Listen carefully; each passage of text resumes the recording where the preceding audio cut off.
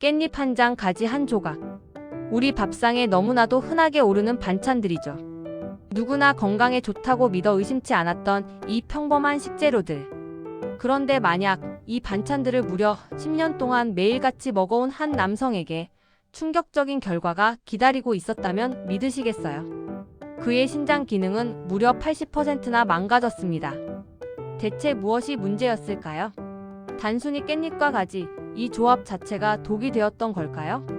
오늘 우리는 많은 분들이 잘못 알고 있는 건강 상식의 오해와 진실을 파헤쳐 보려 합니다. 여기 김씨 할아버지의 이야기가 있습니다. 평생을 건강하게 살아오셨다고 자부했던 70대 김씨 할아버지. 그의 밥상에는 항상 깻잎 장아찌와 가지 튀김이 빠지지 않았습니다. 깻잎은 비타민이 많고 항암 효과도 있다지. 가지는 치매 예방에 좋다니까 매일 먹어야지. 할아버지는 그렇게 굳게 믿으셨죠. 10년이라는 긴 세월 동안 이 두 가지 반찬은 그의 식탁을 든든히 지켜왔습니다. 하지만 어느 날부터인가 할아버지의 몸은 이상 신호를 보내기 시작했습니다. 몸이 붓고 이유 없이 피곤했으며 혈압은 190mmHg까지 치솟았습니다. 결국 병원을 찾았을 때 내려진 진단은 충격적이었습니다. 신장 기능이 80%나 손상되어 응급투석 직전이라는 청천벽력 같은 소식이었죠. 할아버지는 큰 혼란에 빠졌습니다. 분명 몸에 좋다고 해서 꾸준히 먹었는데 대체 왜 이런 일이? 또 많은 분들이 김씨 할아버지처럼 건강에 좋다고 알려진 식재료를 맹신하며 섭취하곤 합니다. 하지만 김씨 할아버지의 사례는 우리에게 중요한 교훈을 줍니다. 아무리 좋은 식재료라도 어떻게 먹고 얼마나 먹느냐에 따라 독이 될 수도 있다는 사실을 말이죠. 그의 신장을 망가뜨린 주범은 과연 깻잎과 가지 그 자체였을까요? 아니면 다른 이유가 있었던 걸까요? 먼저 깻잎부터 자세히 들여다볼까요? 깻잎은 쌈 채소의 왕이라고 불릴 정도로 영양소가 풍부합니다. 비타민 A씨는 물론 칼슘, 철분 등 미네랄이 가득하고 강력한 항산화 물질까지 함유하고 있어 면역력 증진, 항암 효과, 심혈관 건강 개선에 긍정적인 영향을 미친다고 알려져 있습니다. 이 정도면 거의 맞는 건강식품이라고 해도 과언이 아니죠. 하지만 모든 것에는 양면성이 있는 법입니다.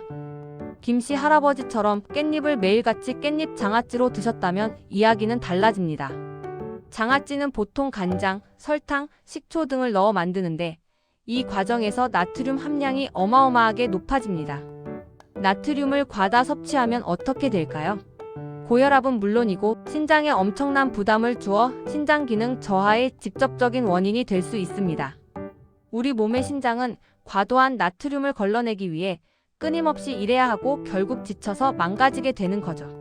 그렇다고 깻잎 자체가 나쁘다는 건 절대 아닙니다. 다만 특정 건강 상태를 가진 분들은 주의가 필요해요. 예를 들어 혈액응고를 막는 항응고제를 복용하시는 분들은 깻잎의 풍부한 비타민 K 성분 때문에 약효가 떨어질 수 있으니 과다 섭취를 피해야 합니다. 또 신장 질환이 있는 분들은 깻잎에 칼륨이 비교적 많이 들어있다는 점을 염두에 두셔야 합니다. 칼륨 역시 신장이 제대로 기능하지 못할 때 문제가 될 수 있거든요. 그러니 몸에 좋으니까 무조건 많이 먹어야지 라는 생각보다는 내 몸 상태에 맞춰 현명하게 섭취하는 지혜가 필요합니다. 다음은 가지입니다. 보라색 빛깔이 매력적인 가지는 안토시아닌, 클로로겐산 같은 강력한 항산화 성분을 다량 함유하고 있습니다. 이 성분들은 우리 몸의 면역력을 튼튼하게 하고 노화를 늦추며 심지어 치매 예방에도 도움을 준다고 알려져 있습니다. 특히 가지 껍질에 풍부한 안토시아닌은 눈 건강에도 좋다고 하니 껍질째 드시는 것이 더 이롭겠죠. 하지만 가지 역시 조리법에 따라 건강 효과가 천차만별로 달라질 수 있습니다. 김씨 할아버지가 즐겨 드셨던 가지 튀김을 예로 들어볼까요? 가지는 스펀지처럼 기름을 잘 흡수하는 성질이 있습니다. 가지를 튀기면 안토시아닌 같은 좋은 성분들이 고온에서 파괴될 수 있을 뿐만 아니라 엄청난 양의 기름을 머금게 되어 콜레스테롤 수치를 급격히 올릴 수 있습니다. 건강에 좋은 가지를 먹으려다가 오히려 심혈관 건강을 해칠 수도 있다는 말이죠. 튀김 외에도 가지를 기름에 볶는 요리 역시 주의가 필요합니다. 물론 적당량의 건강한 기름은 괜찮지만 과도한 기름 사용은 가지의 장점을 반감시키고 몸에 부담을 줄 수 있습니다. 가지의 좋은 영양 성분을 온전히 섭취하고 싶다면 튀김보다는 찌거나 굽거나 데치는 조리법을 선택하는 것이 훨씬 현명합니다. 기름 없이 찜기에 찌거나 에어프라이어에 살짝 구워 먹는 것만으로도 가지의 맛과 영양을 충분히 즐길 수 있답니다. 자, 이제 많은 분들이 가장 궁금해하실 질문에 답할 시간입니다. 혹시 깻잎과 가지를 같이 먹으면 독성이 생긴다더라, 신경이 죽고 암이나 치매에 걸릴 수도 있다더라 같은 이야기 들어보신 적 있으신가요? 결론부터 말씀드리자면 이런 이야기들은 과학적 근거가 부족한 오해입니다. 깻잎과 가지 각각은 앞서 설명드렸듯이 우리 몸에 아주 이로운 식재료예요. 이 두 식재료의 조합 자체가 독성을 유발한다는 연구 결과나 과학적인 증거는 어디에도 없습니다.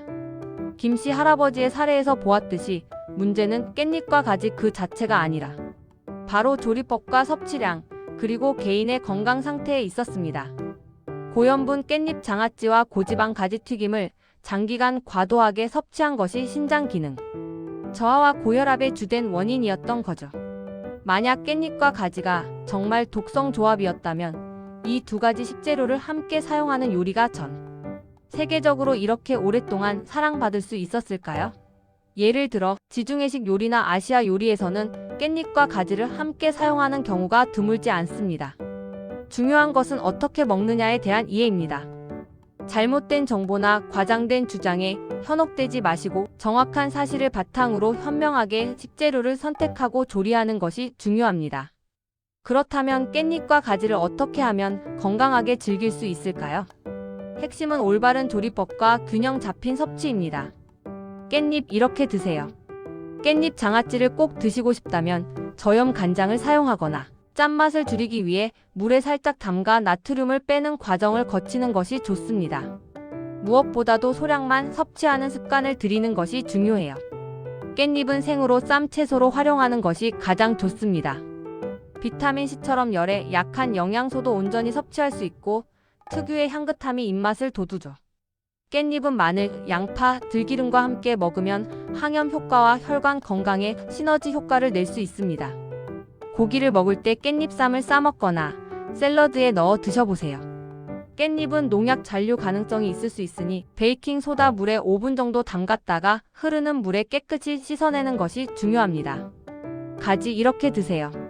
가지의 영양을 가장 효과적으로 섭취하는 방법은 튀기지 않고 찌거나 굽거나 데쳐 먹는 것입니다.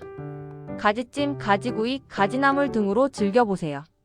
만약 볶음 요리를 한다면 올리브유나 들기름 등 건강한 기름을 소량만 사용하고 물을 약간 넣어 볶으면 기름 섭취를 줄일 수 있습니다. 안토시아닌이 풍부한 껍질까지 함께 드시는 것이 가지의 효능을 극대화하는 방법입니다. 김씨 할아버지의 이야기는 단순히 한 개인의 사례를 넘어 우리 모두에게 중요한 메시지를 던져줍니다. 몸에 좋다는 막연한 믿음만으로 특정 음식을 과도하게 섭취하거나 잘못된 방식으로 조리하는 것은 오히려 건강을 해칠 수 있다는 사실을요. 깻잎과 가지는 그 자체로 훌륭한 건강 식재료입니다. 이 둘의 조합이 독성을 유발한다는 오해는 이제 버려야 할 때입니다. 중요한 것은 우리가 어떤 음식을 먹느냐 뿐만 아니라 그 음식을 어떻게 준비하고 어떤 양으로 섭취하느냐에 달려 있습니다. 균형 잡힌 식단, 올바른 조리법, 그리고 자신의 건강 상태에 대한 정확한 이해가 바로 건강한 삶을 위한 핵심 열쇠입니다. 오늘 이 이야기를 통해 많은 분들이 깻잎과 가지에 대한 오해를 풀고 더욱 현명하고 건강한 식습관을 만들어 나가시길 진심으로 바랍니다. 우리의 건강은 작은 관심과 올바른 지식에서 시작됩니다.